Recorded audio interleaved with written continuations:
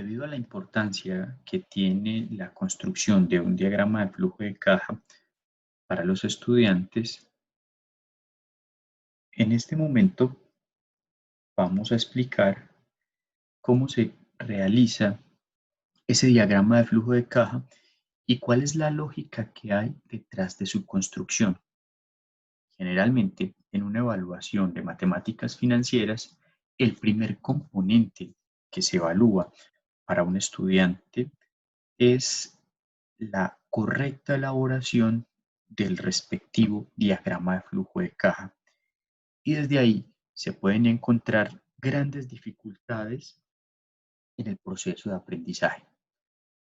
Tratando de evitar esos problemas, explicaremos este video de una forma eh, que espero que les resulte constructiva. Como primera medida, un diagrama de flujo de caja es una representación gráfica de los flujos que propone el ejercicio y por esa razón lo primero que se construye es una flecha que indique la dirección de los ingresos. En este caso, los ingresos generalmente se representan con una flecha hacia arriba. Después de eso, se identifica el periodo de tiempo en el que se realiza el ejercicio. En este caso tenemos que vamos desde el periodo 0 hasta el periodo 12. La tasa de interés también se identifica en el dibujo del diagrama de flujo de caja. Y por último, por lo general, se grafica con una flecha hacia abajo la salida de recursos. En este caso sabemos que debemos pagar 1.000.000 de pesos al final del periodo 12 y esa es una salida de recursos. Es muy importante tener en cuenta que dependiendo de la óptica del lector, podría llegar a interpretarse eh, que los ingresos de recursos no son ingresos, sino en realidad que son préstamos. Por ejemplo, cuando tenemos un ejercicio en el que usted le pide prestado a un banco 1.000.000 de pesos, si el lector tiene la óptica del banco, en ese caso, él dibujará una flecha hacia abajo indicando que el banco tiene una salida de recursos. Sin embargo, lo más importante dentro de la construcción del diagrama de flujo de caja es que los ingresos de recursos y las salidas tengan flechas en sentido contrario. No importa pues que dependiendo de la óptica a veces se grafique la flecha hacia arriba y en otras ocasiones hacia abajo.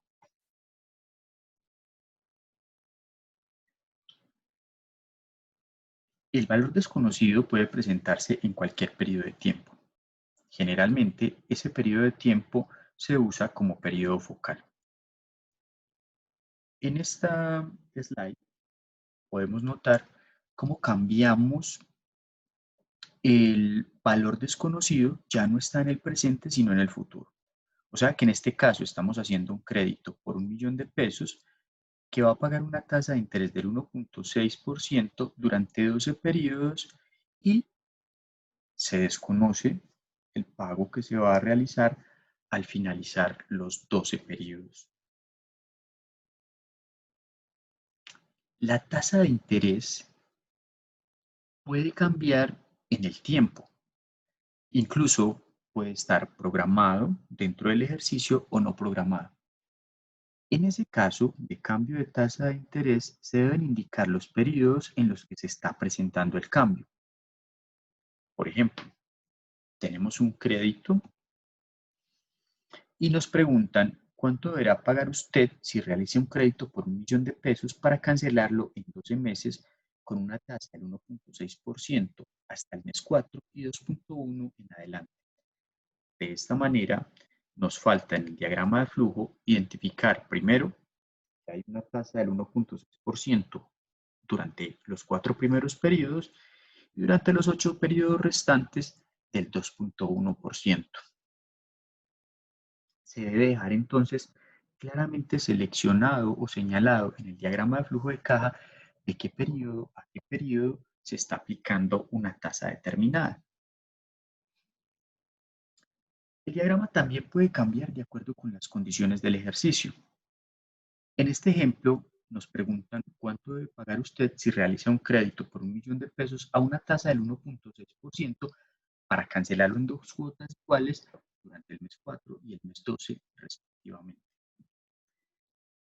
Es por eso que pasamos a identificar la tasa en el periodo de tiempo, después el pago en el mes 4 y por último el pago en el mes 12.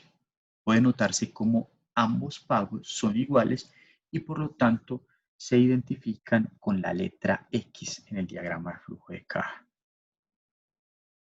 La incógnita del diagrama también podría cambiar de acuerdo con las condiciones del ejercicio y en este ejemplo nos preguntan cuánto prestó usted si para una tasa del 1.6% cancela su crédito en dos cuotas iguales de 566.558,61 durante el mes 4 y el mes 12 respectivamente. Nótese pues que en este caso la incógnita es el valor del préstamo y los valores conocidos son los pagos del mes 4 y del mes 12.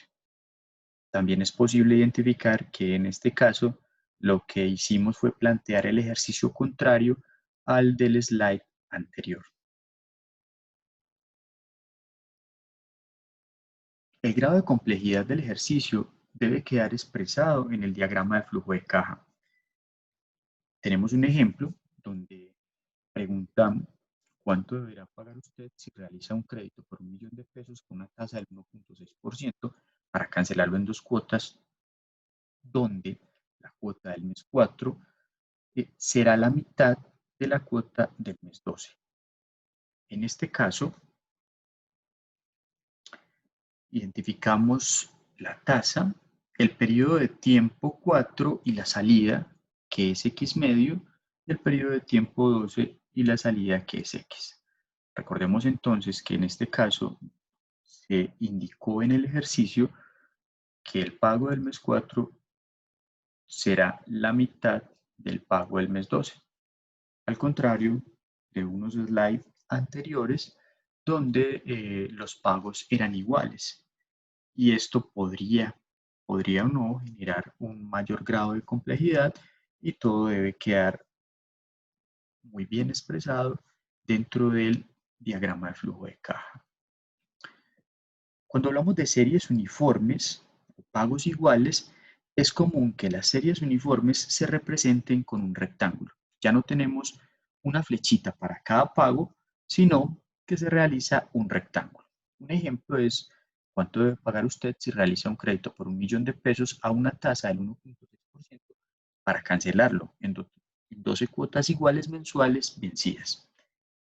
En este caso, tenemos entonces 12 pagos iguales que desconocemos, en el ejercicio todavía no se ha desarrollado, y nótese cómo pues, lo que se grafica ya no es simplemente 12 flechitas, sino que es común realizar un rectángulo para este tipo de ejercicios donde todos los pagos, desde el 1 hasta el 12, van a ser pagos iguales.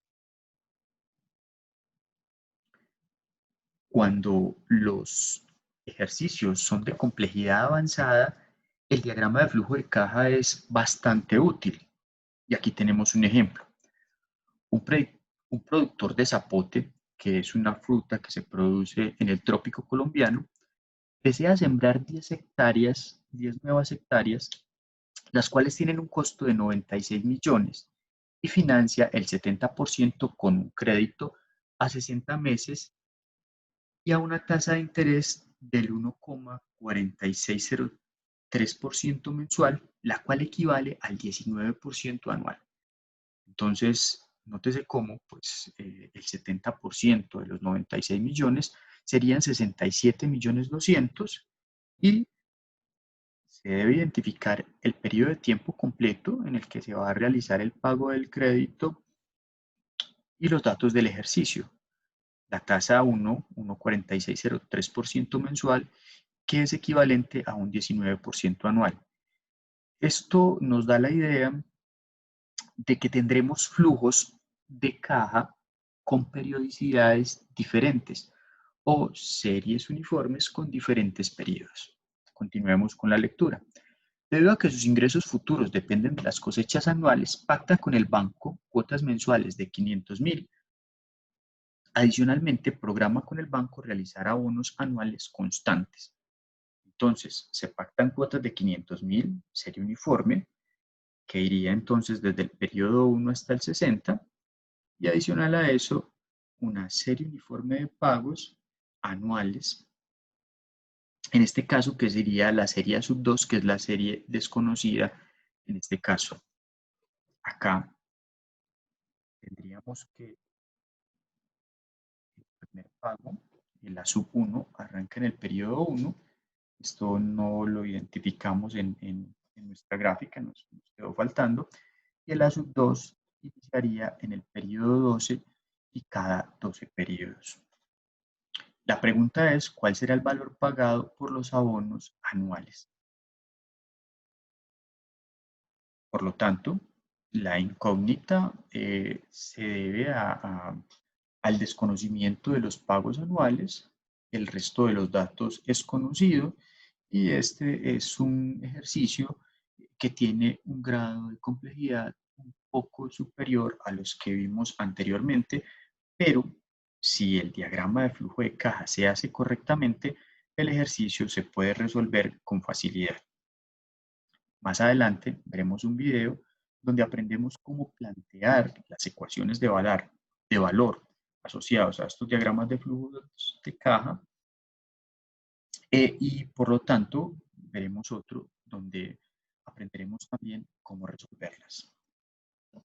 Por último, con el avance de la materia va a ser necesario graficar diagramas de flujo de caja de series que no son uniformes, como la que tenemos en este momento, que es una serie gradiente.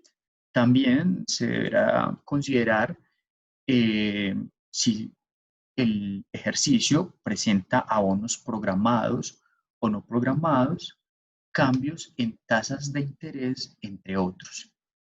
Entonces, con el avance de la materia, y si entendimos el concepto básico de cómo se realiza un diagrama de flujo de caja, podremos realizar diagramas de mayor complejidad en nuestros futuros cursos. Esto es todo para este video de hoy. Les agradezco muchísimo la atención.